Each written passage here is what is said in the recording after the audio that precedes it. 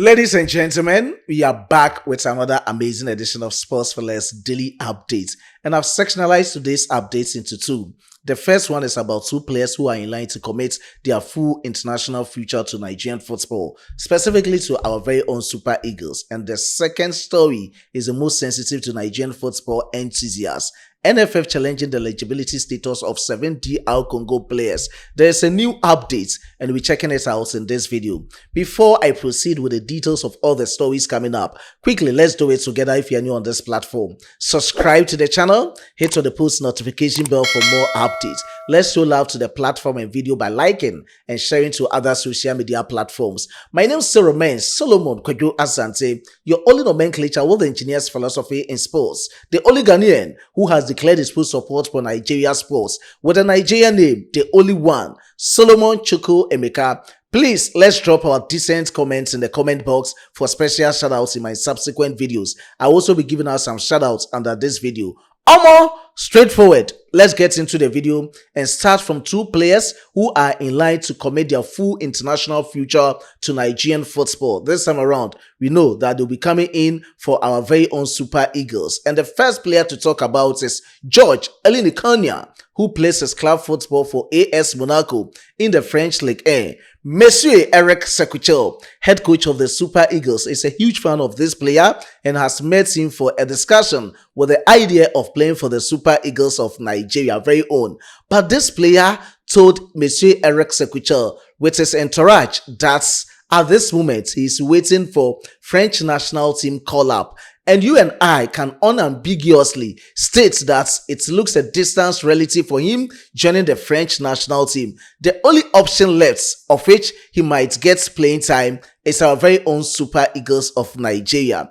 Eric Sekou is still contemplating why his decision has stalled in taking or just tipping Nigeria to be the best option at this moment. One interesting thing about this player is that he was born in Lagos, Nigeria. He arrived in France at the age of 3, and at this moment, he is not having French passport. Any documentation of his is true Nigerian passport. So it's not about he just switching his nationality, but declaring his readiness for the Super Eagles of Nigeria. Let me talk about this exciting news coming in from George Ilenikhena, who plays his club football for AS Monaco. He has achieved new milestone, and it's happened just this year. On the 20th of January 2026, there was UEFA Champions League match between Real Madrid, the Galacticos, and his club side, AS Monaco. They were being defeated by 6-1. He had a cameo, and after everything, he has achieved a new milestone at the age of 19 years, 157 days, as the youngest African player to have 15 appearances in the history of the UEFA Champions League, smashing the record of his countryman, the legendary Nwankwo Kanu. So this should tell us who this player will be for us and how instrumental he will be in the Super Eagles team. That is the latest coming from his camp.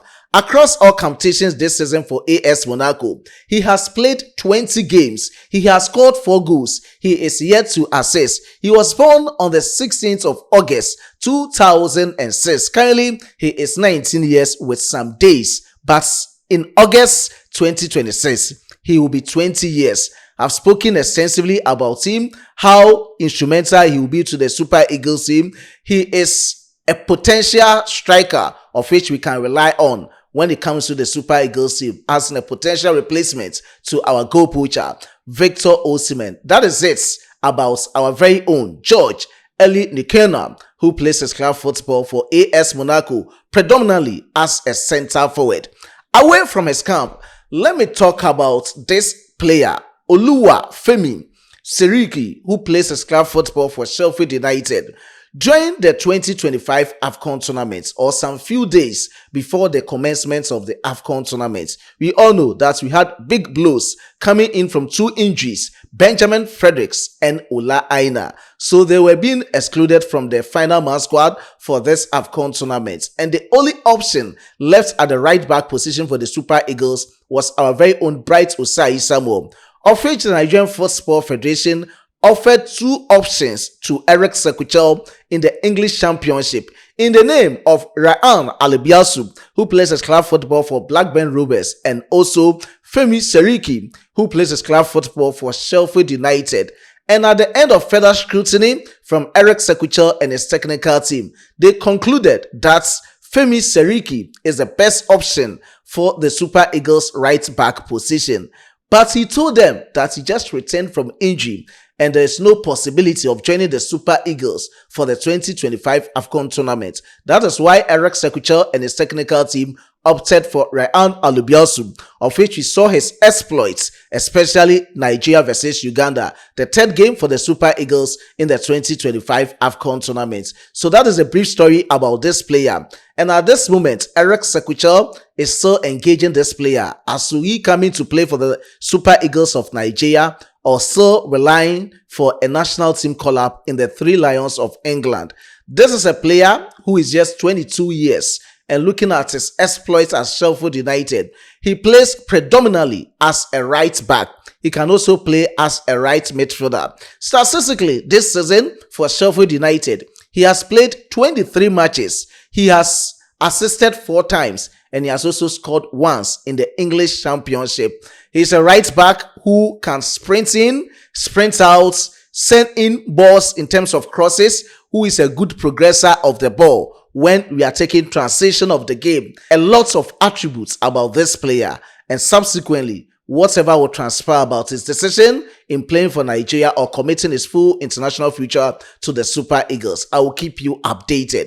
Away from the camps of George Ilenikhena and Femi Seriki, let me end this presentation from the most sensitive story to the Nigerian football enthusiasts and to the football community about the NFF challenging the eligibility status of 7 DR Congo players during the grand finale of the 2026 FIFA World Cup qualifiers playoff between the Super Eagles and the Leopard. At the end of the game, it ended up 1-1, but they defeated us on penalty shootouts, booking Africa's sole tickets to represent us at the Intercontinental Playoff, which is scheduled to take place in Mexico somewhere in March 2026. Definitely, it will be in the FIFA international break, which is from the 23rd of March to the 31st of March 2026. We know that we didn't make it to the 2026 World Cup at USA, Canada, and Mexico, but there is a renewed optimism that legally Super Eagles can still make it to the Intercontinental Playoff through to the 2026 FIFA World Cup tournament. About challenging the eligibility status of some DR Congo players, I have spoken extensively about this matter. If you are new to this platform, just go through my previous videos. I've given out the constitution, law numbers about what a person is required to become a legal citizen of DR Congo before getting the clearance from FIFA. And per what I've spoken out, we have the clear extravention of what they need to become and how they violated all these rules. According to a high-ranking member of the Nigerian Football Federation, has made some revelation, and through a grievance sort, we've gotten all these updates. And according to this high-ranking member, at this moment, there's some confusion going on at the football governing body, talking of the Federation International Football Association, in the manner of they coming out with this verdict. He can state it emphatically that at this moment, there is no verdict or any charge per what is going on. They've not charged DR Congo with any infraction, and they are just waiting to see what will transpire. But come out me, latest by next month, talking of February 2026, the verdicts will be out.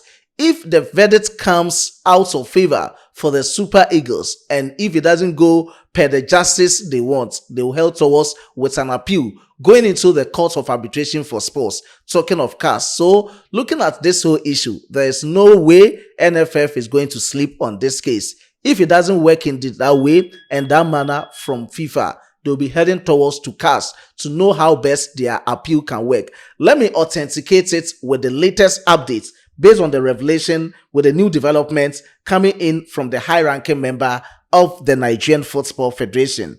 I can't tell what is going on, and it's the same for all of us in the board of the Federation, talking of NFF at the moment. FIFA hasn't officially charged DR Congo with any infraction, so it's a whole lot of confusion down here. He ended up with these words: if we don't get the justice that we expect, then CAS will be the next stop. That I can assure you. He said if they don't get the justice that they are expecting, CAS will be the next step. That will be through an appeal, and that they can assure everyone, including all the Nigerian football enthusiasts and to the football community, they are not giving up on this case until the final whistle or until it goes in their favor. They are just still going to fight with their final blood. And that is it, coming in with the latest developments with the case Nigerian challenging the eligibility status of 7DR Congo players. On this note, I was being supported by my hardworking chief editor, Emmanuel Kwame Asiedu, and my amazing graphic designer, Dominic. Before I take a leave of you, let me just compliment the efforts of these cherished commenters. I do appreciate the support of Jude. I do appreciate your support, Mr. Jinadu, for sure. Special shout out to Komola Stubborn. I do appreciate your support. Olukonde Akerele, I do appreciate your support. School Victor Solomon, I do appreciate your support. Abdul Salam Oulabi, I do appreciate your support. Ejan Okbola, and to other cherished commenters under my previous videos. Subsequently, I will add more. God richly bless us all. It's bye-bye for now.